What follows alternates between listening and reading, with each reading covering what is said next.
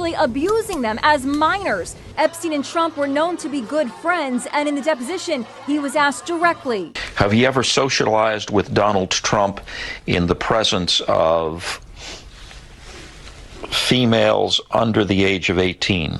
Epstein pauses, shakes his head, then answers. Though I'd like to answer that question, at least today, I'm going to have to assert my 5th, 6th, and 14th Amendment rights, sir. The deposition has resurfaced as the backlash over the Epstein files continues to dog the president. Escribe Teresa Felipe Sosa en Diario Red que Jeffrey Epstein no fue únicamente un depredador sexual y que fue, ante todo, una pieza estratégica dentro de un entramado de poder donde convergen el capital, la política y la explotación con una impunidad sistemáticamente garantizada. Su historia no constituye un escándalo aislado, sino una manifestación paradigmática de los mecanismos mediante los cuales el capitalismo global no solo concentra riqueza en manos de una élite, sino que provee a esta élite de blindajes institucionales ante crímenes atroces. En enero de 2024 fueron desclasificados parcialmente cientos de documentos judiciales relacionados con el caso Epstein. A pesar de que muchos nombres permanecieron censurados, otros salieron a la luz. Figuras como Bill Clinton, el príncipe Andrés, Bill Gates, Elon Musk o el propio Donald Trump, lo más selecto de la élite mundial. Felipe se plantea la cuestión crucial: ¿por qué tantos actores poderosos temen que se conozca toda la verdad? Sabemos que Epstein no operaba en solitario, financiaba, reclutaba y facilitaba el acceso sexual a menores, a personalidades de alto perfil. Su residencia en las Islas Vírgenes constituyó durante años un enclave de explotación sexual sistemática. Lo que este caso pone de relieve es la existencia de una arquitectura de protección tejida alrededor de los perpetradores, sostenida por una élite que se siente ajena al imperio de la ley. Entre los nombres implicados figura, como decíamos, el de Donald Trump. En 2002, Trump describió a Epstein como un tipo fantástico, un tipo a quien le gustaban mucho las chicas jóvenes. Aunque posteriormente intentó desvincularse públicamente, la evidencia señala la existencia de vínculos sociales, contactos y desplazamientos compartidos entre los dos. Durante su presidencia, Trump negó cualquier implicación, afirmó haber expulsado a Epstein de Mar-a-Lago y utilizó el caso para atacar a sus adversarios políticos, particularmente a los Clinton. No obstante, ante las presiones de su base para publicar el informe completo del caso, el denominado Epstein Report optó por el silencio. Más aún, la administración Trump clausuró formalmente el expediente el 7 de julio de este mes, negando la existencia de una lista de clientes, apelando a argumentos de seguridad nacional y supuesta protección de las víctimas. En junio de este año, de 2025, Elon Musk publicó en redes sociales lo siguiente: es hora de soltar la bomba realmente grande. Trump está en la lista Epstein. El caso Epstein debería ser un punto de no retorno, una oportunidad para cuestionar no solo a los perpetradores directos, sino al conjunto de sistema de impunidad estructural que ha hecho posible su accionar impune. La sospecha es evidente, se trata de un encubrimiento bipartidista. El conflicto no reside entre republicanos y demócratas en Estados Unidos, sino entre las cúpulas de poder y una ciudadanía excluida de los procesos de decisión y vigilancia. Se trata de aquellos que ejercen el poder real, moldeando instituciones, medios de comunicación y discursos para perpetuar un sistema profundamente desigual. Porque lo que está en juego no es solo la resolución de un caso judicial, sino la credibilidad de todo un entramado institucional.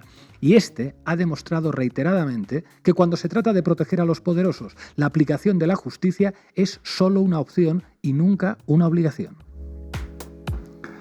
Este caso debería constituir un punto de inflexión en las democracias contemporáneas. Debería empujarnos a preguntarnos quién determina lo que es verdad, qué intereses condicionan el acceso a la justicia y quién posee el privilegio de la impunidad. El verdadero problema radica en que quienes deberían ser investigados controlan los instrumentos de poder. Y cuando esto ocurre, el derecho deja de ser una garantía de la ciudadanía y se convierte en una herramienta de dominación. En última instancia, este no es un caso meramente de abusos sexuales, es una radiografía de cómo funciona el poder. Un ejemplo de cómo en el capitalismo tardío los ricos no solo controlan el capital material, sino también las voluntades, los cuerpos, las leyes y las narrativas. Mientras esta lógica persista, Epstein no será el último. El problema no es únicamente Trump.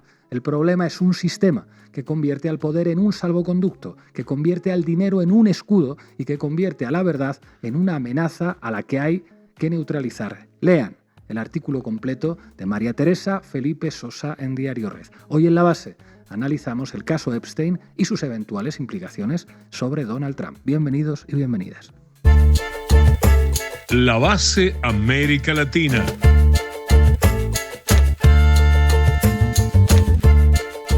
Hoy en La Base hablamos de Epstein, pero sobre todo hablamos del poder.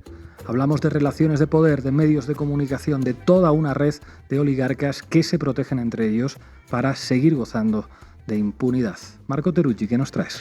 Bueno, vamos a abrir la puerta a ese mundo de oligarcas millonarios, sus secretos sórdidos, sus prácticas, sus protecciones, su impunidad y su mucho poder, y ver qué es lo que está pasando con este caso que está afectando no solo a Estados Unidos, a la opinión y a quienes miramos la realidad, sino al propio Trump, que está, uno diría, casi acorralado. No del todo, pero por lo menos a la defensiva. Estefanía Veloz, ¿hubiera sido posible que Epstein hiciera todo lo que hizo si no le hubieran protegido los dueños de los medios de comunicación? Definitivamente no, y lo vamos a ver. Y también como los medios fueron construyéndolo como un millonario excéntrico, evitaron hablar de sus crímenes porque los dueños de estos medios eran sus amigos. Hoy contaremos con uno de nuestros compañeros de Diario Red, Bruno Sgarcini, que ha escrito algunas piezas muy interesantes en Diario Red sobre el caso Epstein y sus ramificaciones que pueden afectar al actual presidente de los Estados Unidos. Arrancamos, Juanma. Debí tirar más datos. Con Marco Teruggi. Bienvenidos y bienvenidas al mundo oscuro de los millonarios. Hoy vamos a abrir la puerta a un universo de mucho dinero, mucho poder y aún más impunidad. Una historia que involucra desde expresidentes a príncipes, pasando por hombres de negocios, estrellas de televisión, y en la que, por ahora, vamos a detenernos en dos nombres que son los protagonistas centrales de estos días. El primero es Jeffrey Epstein, el millonario dueño de una fortuna estimada en cerca de $600 millones. Tenía mansiones en Manhattan, Nuevo México y Florida, un departamentito en París y dos islas, como no, en el Caribe, una de las cuales tristemente apodada la isla del pedófilo. El segundo es Donald Trump, el millonario con una fortuna de cerca de $5.000 millones, según la revista Forbes. Un rascacielos de 52 pisos en Nueva York, otro rascacielos en Chicago, este de 98 pisos, y un amplio negocio inmobiliario. El primero, Epstein, falleció en una prisión de Nueva York en 2019 acusado por tráfico y abuso sexual de menores, mientras que su socia, Ghislaine Maxwell, cumple una pena de 20 años por cargos similares. El segundo es, ya lo saben, presidente reelecto número 47 de los Estados Unidos, con una condena en enero de este año por falsificación de registros comerciales para comprar silencio, 3 causas más penales, incluida la del asalto al Capitolio, cerrada en noviembre del año pasado por el juez a cargo. 2 millonarios con muchas causas penales cada uno que durante muchos años se llevaron muy bien. Compartían fiestas exclusivas como de Victoria's Secret en Manhattan o mansiones en Florida. Epstein de hecho fue a la boda de Trump en el 93, iban y venían en vuelos de jet privados con aeropuertos también privados. La buena vida de millonarios, que digamos. Y la gran pregunta que hoy recorre a todos Estados Unidos es: ¿qué más compartieron Trump y Epstein? Pero antes de ver eso, adivinen por qué se pelearon. Pues seguramente se pelearon por tener ideas muy profundas sobre el mundo que tenían estos dos amigos, porque sí eran amigos. De hecho, Trump escribía a Epstein en 2002 de esta manera: conozco a Jeff desde hace 15 años, es un tipo estupendo, es un placer estar con él. Incluso dicen que le gustan las mujeres hermosas casi tanto como a mí, y muchas de ellas son incluso más jóvenes. Y Epstein comentaba después: fui el mejor amigo de Donald durante 10 años. O sea, que podríamos decir que eran amigos íntimos, ¿verdad? Pero en el mundo de los millonarios la amistad, como ustedes saben, no es un valor muy preciado y al final, como ocurre siempre en estos casos, terminaron peleándose. Y sí, se pelearon por dinero, billete mata amistad. Fue en 2004 cuando los dos millonarios se disputaban una mansión en Palm Beach, en Florida, frente al mar, llamada paradójicamente la Casa de la Amistad. Y al final ganó Trump, que la compró por 41 modestos millones de dólares. Pelearon básicamente para ver quién tenía la billetera más grande. Y a partir de ahí la relación se fue enfriando entre los dos según los diferentes registros de la época y Epstein comenzó a hacerse famoso, por las denuncias. En el 2008 fue acusado de haber abusado sexualmente de una niña de 14 años en su mansión de Palm Beach. Fue condenado a 13 meses de prisión, aunque pudiendo salir de la cárcel hasta 12 horas al día, 6 días a la semana. Condenado, pero tampoco tan condenado. Y ya evidentemente Epstein estaba en una situación muy difícil por las denuncias que iban multiplicándose. De hecho, lo que hacen los millonarios cuando tienen problemas es ponerse nerviosos, ¿no?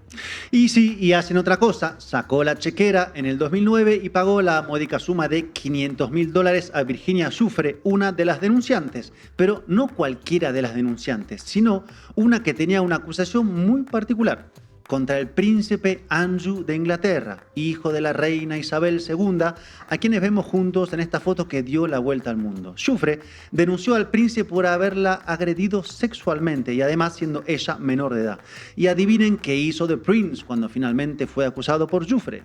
Pues sacó la chequera, aquello fue en 2022, Epstein ya estaba muerto y le desembolsó cerca de 16 millones de dólares, según reportaron varios medios de comunicación como Time Magazine o Sky News. Otra módica suma para comprar silencios e impunidad, cosas de millonarios, ustedes no podrían entenderlo. Pero detengámonos aquí, porque estamos viendo cómo las personas involucradas en todo este escándalo son precisamente de esa zona de la sociedad que rara vez vemos fuera de bellos titulares de revistas o de exclusivas llenas de lindas preguntas. Según las 900 páginas reveladas por orden de un juez de Nueva York en enero de este año, están personas como, Estefanía, como el expresidente demócrata Bill Clinton, de quien Johanna Schobert, otra mujer que acusó al príncipe Andrew, testificó que Epstein le dijo que a Clinton le gustaban jovencitas, obviamente refiriéndose a las chicas. Y también está el ahora fallecido gobernador de Nuevo México, Bill Richardson, de quien Giuffre, quien se suicidó este año, dice que la obligaron a tener relaciones sexuales. Y la lista de Epstein es larga. Entran en ella también el multimillonario Bill Gates, el fallecido cantante Michael Jackson, el mago David Copperfield, pasando por el físico Stephen Hawking o el actor Kevin Spacey. Un jet set de estrellas, actores, políticos, todos con sus respectivos millones en las cuentas bancarias y, por supuesto, blindaje judicial asegurado. Todos ellos relacionados con Epstein, quien ya en 2008 había sido acusado de abusar sexualmente de chicas menores de edad, por lo que este tema no era un secreto. Y en esta lista parece que está, y aquí es donde viene, una posible crisis en la Casa Blanca, pues ya lo saben ustedes, el propio Donald Trump. Pero es necesario aclarar algo. Aparecer en la lista de Epstein no significa automáticamente ser culpable de abuso de menores o haberse subido al jet privado del millonario llamado Lolita Express para ir a una de sus islas en el Caribe donde se violaba a mujeres, ¿verdad? Bueno, sí, porque eso era lo que ocurría en este esquema piramidal donde la socia de Epstein, Maxwell, captaba a las menores y establecía una realidad o una amistad con ellas, prometiéndoles ayudarlas en sus carreras o dándoles apoyo económico para luego obligarlas a realizar actos sexuales con Epstein y con los invitados a sus mansiones. Vamos a escuchar de primera mano. I was raped repeatedly. I was raped 3 times a day sometimes. And I was not the only girl on that island. There was a constant stream of girls being raped over and over and over again. And yes, Ghislaine must die in prison. El horror.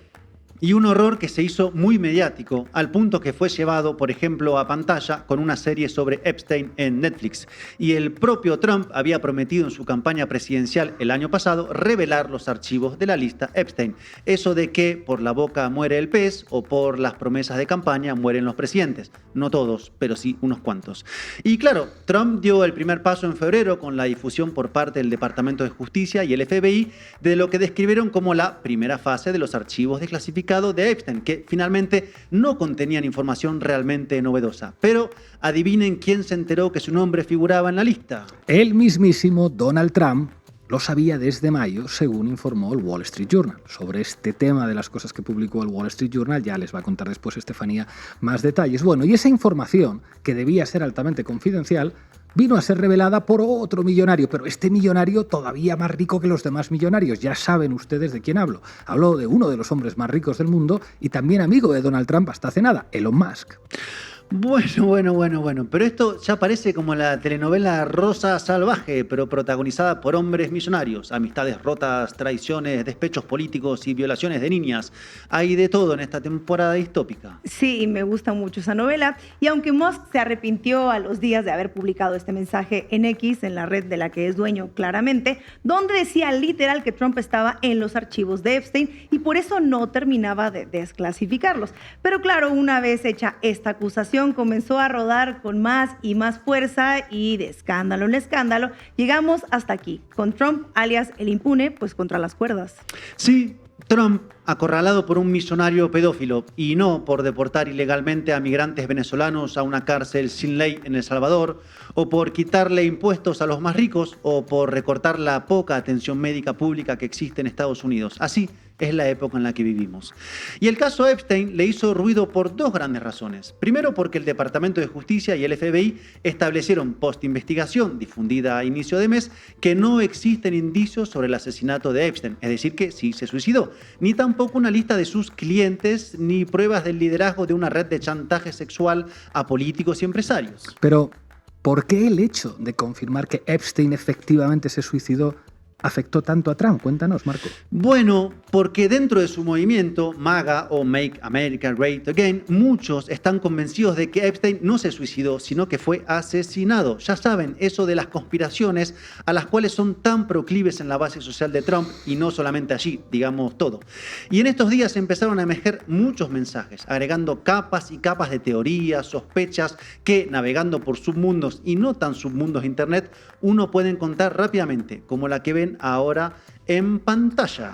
Aquí lo tienen ustedes, la teoría de que Epstein era un agente del Mossad, como de hecho dijo en un acto público el periodista estadounidense conservador Tucker Carlson. Dijo: es extremadamente obvio para cualquiera que vea que este tipo tenía conexiones directas con un gobierno extranjero. A nadie se le permite decir que ese gobierno extranjero es Israel. Esto dijo, incendiando los ánimos de los maguistas. Y Trump pasó así a ser señalado como una suerte de encubridor, como antes habían sido señalados como encubridores los demócratas. Entonces ya no sería el Estado profundo el culpable, sino el Estado sionista, Israel, quien realmente estaría moviendo los hilos de Donald Trump o de los Clinton o de quien se siente en la Casa Blanca. Así son las teorías de la conspiración. Y la otra razón por la que el caso Epstein pone en apuros a Trump fue la reacción dentro de su propio partido, donde el Comité de Supervisión de la Cámara de Representantes, controlado por los republicanos, votó para citar al Departamento de Justicia para que entregue los archivos de Epstein y citar a declarar a Maxwell, sí, la cómplice de Epstein. Como que las cosas se comienzan a salir de control en el mundo trumpista, pero adivinen qué fue lo que hizo. Marco, cuéntanos. Bueno, Estefanía, como podrás imaginar, tiró humo para cambiar de tema, ese viejo truco de la comunicación y la política, y acusó al expresidente Barack Obama, con muchas imágenes de inteligencia artificial mediante, por el llamado Russia Gate. ¿Recuerdan ese caso, no? Sí, claro que me acuerdo, cuando en la campaña de 2016 se acusó a Trump, que competía entonces con Hillary Clinton, de haber recibido apoyo de Rusia. Ese mismo caso. Bueno, Trump y la directora de Inteligencia Nacional, Tulsi Gabbard, desempolvaron el expediente alegando que la administración de Obama había creado el Russia Gates a sabiendas que la información era falsa. ¡Miren a Obama! ¡Allá, allá! En fin, se ve bastante claro que el caso Epstein puso a Trump en apuros, como muestran de hecho algunas encuestas. Según la encuesta de la Quinnipiac University, por ejemplo, el 40% de los republicanos aprobaría la gestión de Trump sobre la publicación de los archivos de Epstein, mientras que un 36% no la aprobaría, la descalificaría.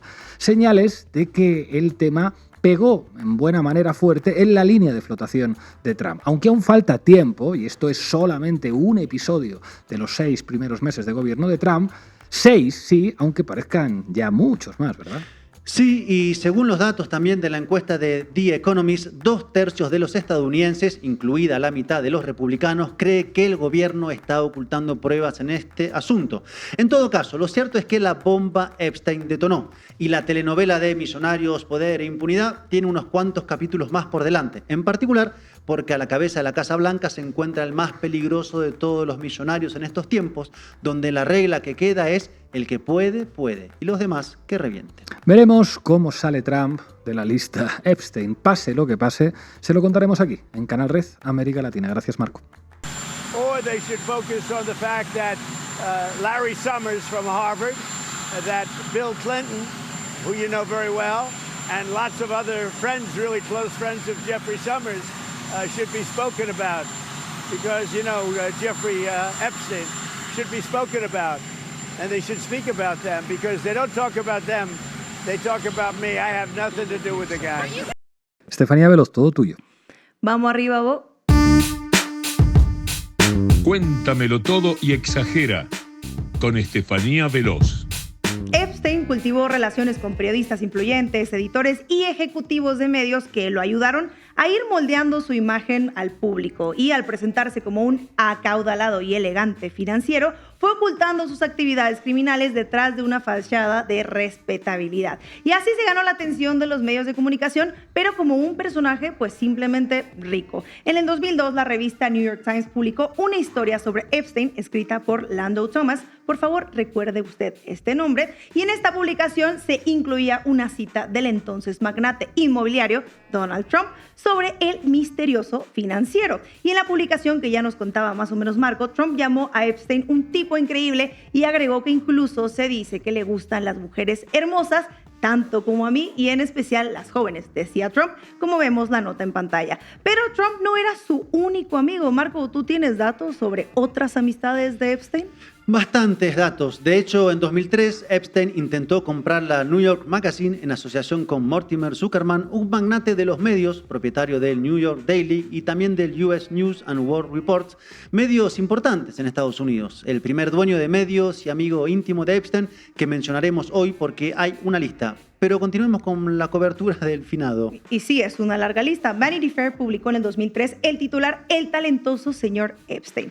A ver, Vanity Fair es propiedad de Condé Nast, una editorial estadounidense que publica revistas como Vogue, The New Yorker o GQ. Y Nicholas Coolbridge, expresidente de Condé Nast, dijo que tiene una amistad con Ghislaine Maxwell de 40 años. Y bueno, esta es la expareja de Epstein y también su cómplice. De hecho, ha seguido siendo muy amable con ella. Vean este titular reciente que dice cómo Ghislaine Maxwell está montando la nueva ola de Jeffrey Epstein. No la llaman criminal o cómplice, se enfocan en su estrategia legal. En fin, juzguen ustedes. Epstein también tuvo amistades con periodistas, como es el caso de Thomas, sí, el que les dije que recordaran y que escribió ese artículo que les leí del 2002. Es un veterano corresponsal financiero que había trabajado en el New York Times durante 16 años y es un periodista que cubrió al pedófilo durante más de 10 años. 10 años acompañando a un pedófilo como Epstein, visitándolo en su isla, y nunca este periodista vio nada sospechoso.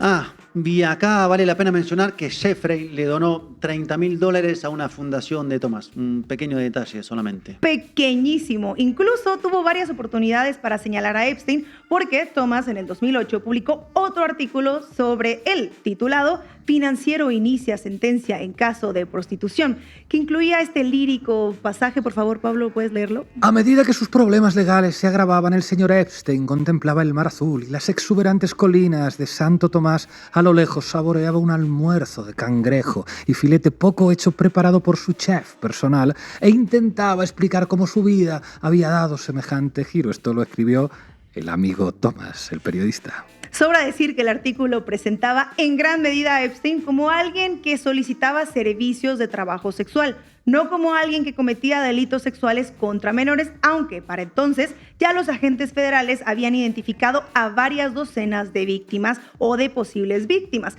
Pero también otros medios se hicieron de la vista gorda. En el 2015, el equipo de ABC News, cuyo dueño es The Walt Disney Company, entrevistó a una de las víctimas durante más de una hora sobre Epstein. Y bueno, ¿qué pasó, Pablo? Y al final, la historia nunca se emitió. Y después se supo que algunos directivos decidieron bajar la entrevista porque, claro, no querían que la credibilidad de la víctima aumentara gracias a ABC. Así como Vanity Fair, la revista amiga de Maxwell, bajó una entrevista con una de las víctimas en el 2015. Bueno, ya queda claro que varios medios tuvieron oportunidades varias de publicar sobre las víctimas de Epstein y no lo hicieron.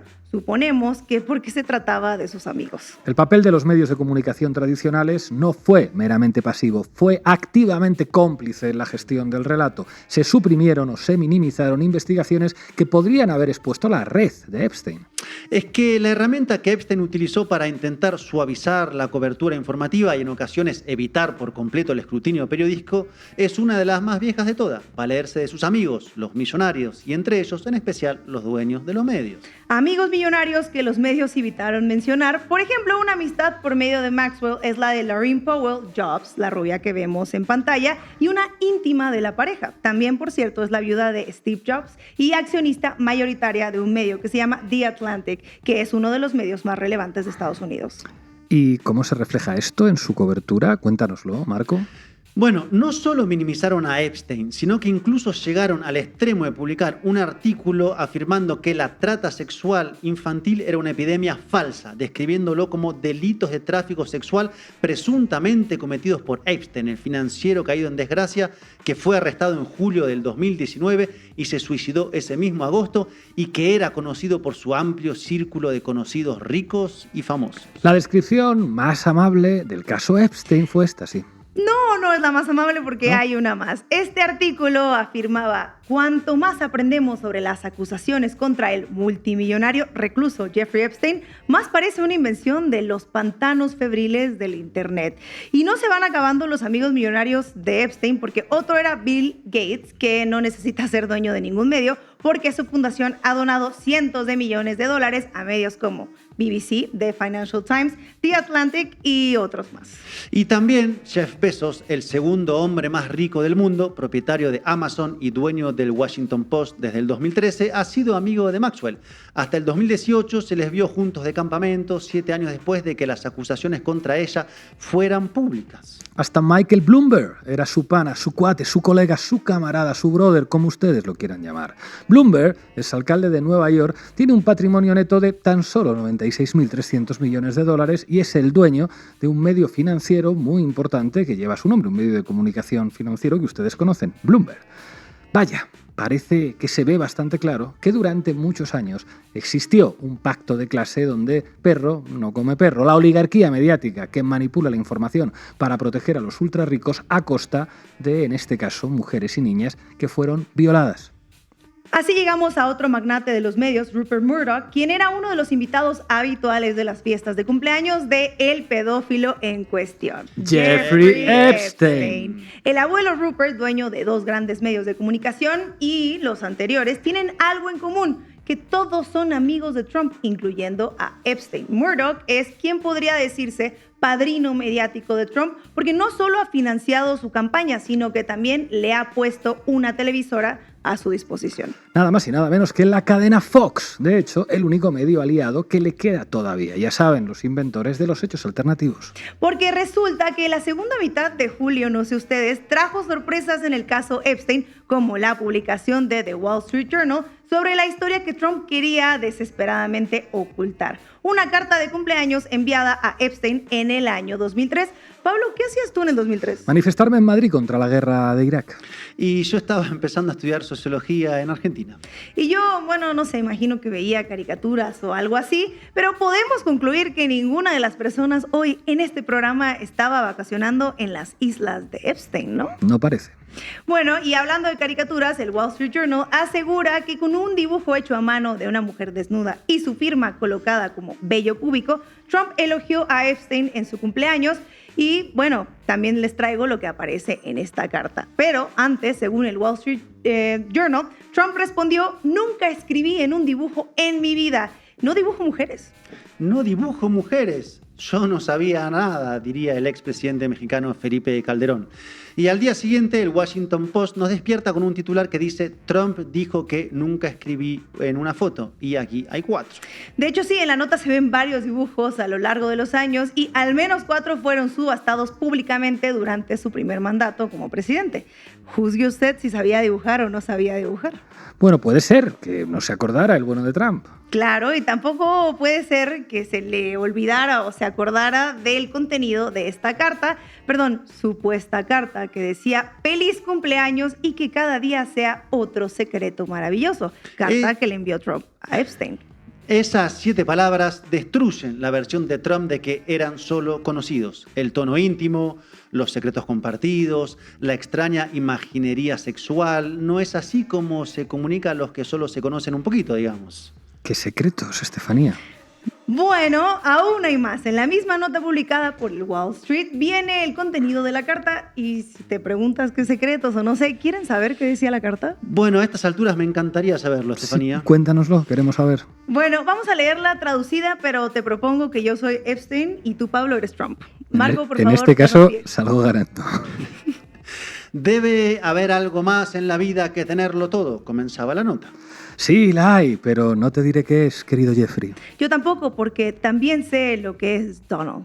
Tenemos ciertas cosas en común, ¿verdad, Jeffrey? Sí, lo hacemos, ahora que lo pienso, Donald. Los enigmas nunca envejecen, ¿lo has notado, Jeffrey? De hecho, me quedó claro la última vez que te vi, Donald. Un amigo es algo maravilloso, feliz cumpleaños y que cada día sea un secreto maravilloso. En efecto, hay que decirlo, un amigo es algo maravilloso. Pero, ¿qué cosas en común habrán tenido? Lo sospechamos, pero al H, presidente de los Estados Unidos, no le gustó nadita. ¿Y entonces cuál fue la respuesta del presidente de Estados Unidos? Bueno, Marco, lo que hace bien Trump, demandar. Y demandó por $10 millones al Wall Street debido a la publicación de esta infame carta. Todo para golpear al dueño, Rupert Murdoch. Pero no vayan a creer que el periódico lo publicó porque, quiere desafiar el poder o tiene oficio periodístico, porque resulta que el nombre de Murdoch apareció en el libro negro de Epstein. Hoy ataca a Trump con un tema que quería ocultar, pero también para salvarse él mismo el pellejo, porque es poco probable que Trump salga limpio de esto. ¿Cuánto tiempo llevaba el periódico en posesión de la carta? ¿Qué más información tendrá el ex amigo de Trump? ¿Ya le resulta muy incómodo el señor presidente? Recordemos que Murdoch es un equilibrista que opera siempre con una personalidad dividida. Por un lado es el dueño del Wall Street Journal, donde apela a los conservadores con mentalidad empresarial, escépticos de las políticas económicas de Trump, como por ejemplo los aranceles. Pero por otro lado, con su otra mano, tiene Fox News, que atiende a la base cultural trumpista. Los editoriales e informes críticos del Journal, como la historia de Epstein, contrastan con la cobertura a favor de Trump de Fox News, pero el dueño del Wall Street Journal y de la Fox News es exactamente el mismo, Murdoch. Y lo que estamos presenciando es el colapso del sistema de protección mutua que permitió tanto el ascenso de Epstein como el de Trump. La historia de Jeffrey Epstein no es solo la historia de un depredador sexual que operó con impunidad durante décadas, sino la historia de un sistema mediático que lo protegió, que lo construyó y que finalmente lo abandonó cuando ya no podían sostener más la fachada. Es la misma maquinaria mediática que construyó a Trump. Veremos cómo acaba. Gracias, Estefanía. Wall Street Journal has truly gone to hell. Go ahead. Yeah, rotten newspaper.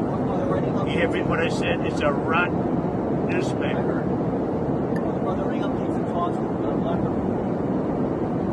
I wouldn't tell the Wall Street Journal because it'd be wasting my time.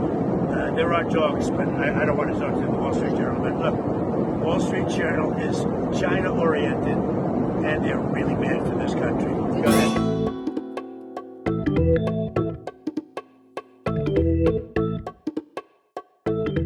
Como les anunciábamos, hoy nos acompaña en la base Bruno Sgarcini. Ha escrito varios artículos sobre Epstein en Diario Red. Los hemos utilizado para preparar este programa. Bruno, muchísimas gracias por atender a la base.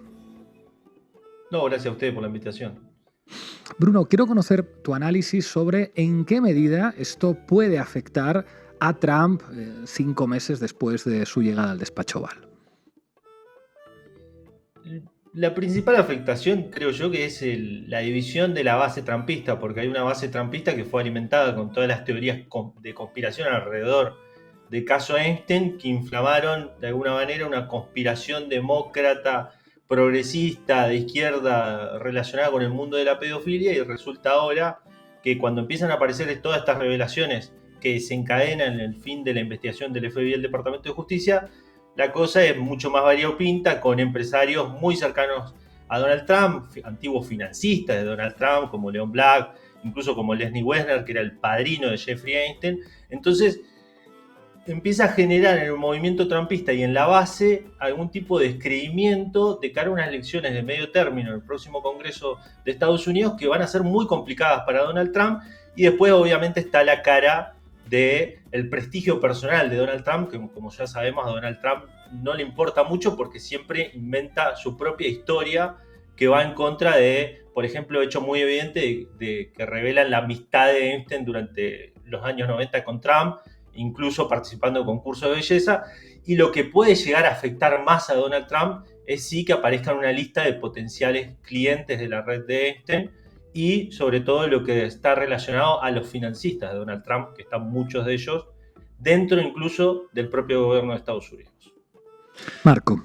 Bruno, me detengo sobre esto porque escribiste un artículo muy interesante que tiene que ver con esta idea de que las teorías conspirativas finalmente se dan vuelta contra sus creadores y uno ha visto que la base social más fuerte de Trump, una de sus proteínas justamente ha sido todo este entramado de, teorías conspiradoras. ¿Qué pasa con eso? ¿Trump tiene que intentar ahora inventar algo para darles de comer? ¿Se le viene en contra como un boomerang porque está cerrando el caso? ¿Cómo analizás todo eso?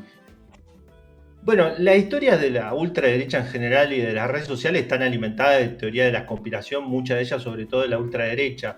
O sea, la herramienta de la construcción de la pedofilia como boomerang, como herramienta para tirarla a los oponentes políticos, a los progresistas, siempre ha sido un activo político de estas ultraderechas que siempre lo utilizan para invalidar la opinión ajena.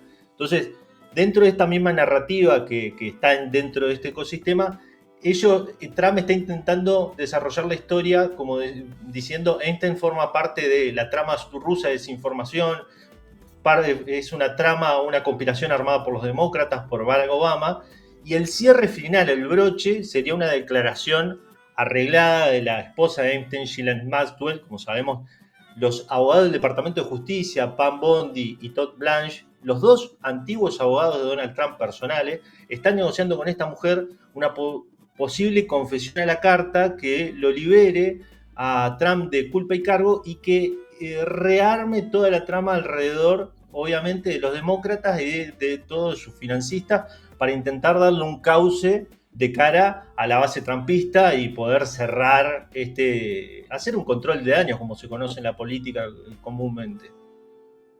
Estefanía. Bruno, gusto en saludarte. Yo te preguntaría, recientemente se publicó una supuesta carta que envió Trump a Jeffrey Epstein en su cumpleaños, publicada en el Wall Street Journal. El dueño de este es Murdoch, que es un aliado histórico de Trump, que lo construyó como figura mediática, y Trump pues lo demandó por esto, ¿no? ¿Hasta dónde crees que llegue esta pelea con este magnate y dueño de medios de comunicación? ¿Y crees que esto termine afectando a Trump? Para mí lo va a afectar mucho porque estamos viendo una división ahora sí, de los empresarios más fuertes. A ver, Donald Trump representa a estos empresarios arribistas de los años 90, 80, relacionados a la lucha libre, al mundo hotelero, al mundo de la comunicación y entretenimiento. Y esta gente se vino a enfrentar con los que siempre mandaron la política estadounidense, que eran grandes jefes corporativos. Entonces cada vez vemos una división entre estos arribistas que representa Donald Trump y estos jefes corporativos. Entonces Donald Trump además está armando emporios amigos. Recientemente nos enteramos de la fusión de Skydancer con Paramount, donde aparece una figura muy cercana a Donald Trump como es Larry Ellison, el dueño de Oracle, que también le quiere entregar TikTok. Entonces estos enfrentamientos intra la élite trumpista va a ser cada vez más evidente porque se están peleando alrededor de negocios, de porciones de mercado de la comunicación entre los viejos popes tradicionales, los medios de comunicación como Rupert Murdoch y estos nuevos arribistas representados por Peter Thiel, por Oracle, popes tecnológicos que se están comiendo una parte importante del pastel con la administración trumpista e incluso con todas estas herramientas de ciberespionaje y control poblacional que están desarrollando con la persecución a los migrantes en Estados Unidos. Bruno Sgarsini, muchísimas gracias por atender a la base América Latina. Hasta pronto. Gracias a ustedes. Chao. Llegamos al final del programa. Recuerden que en el QR que aparece aquí a mi izquierda en sus pantallas pueden hacerse socios de Canal Red América Latina y permitirnos seguir haciendo periodismo. Hasta mañana. Mañana estará a los mandos ya Daniela Pastrana nuevamente. Ha sido un enorme placer para mí acompañarles estos 2 días aquí en los estudios de Canal Red América Latina en Ciudad de México. Nos seguiremos viendo. Hasta pronto.